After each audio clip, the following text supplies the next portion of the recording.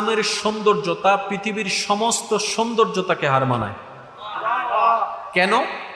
কারণ এই ইসলামটাকে সম্পূর্ণরূপে ডিজাইন যিনি করে দিয়েছেন তিনি হচ্ছেন রহমানুর রহিম আল্লাহ তাআলা সুবহানাল্লাহ। এমন একটা জীবন যেন আমরা বানাতে পারি, হাসরের ময়দানে আমাদের দিকে তাকিয়ে যেন আমাদের নবী রাহমাতুল লিল আলামিন মুস্কি হেসে একবার আল্লাহকে বলে, মৌলা এগুলাই আমার উম্মত। আমি জানি না আপনাদেরকে আমি বুঝাতে পারছি কিনা কথার গভীরতা।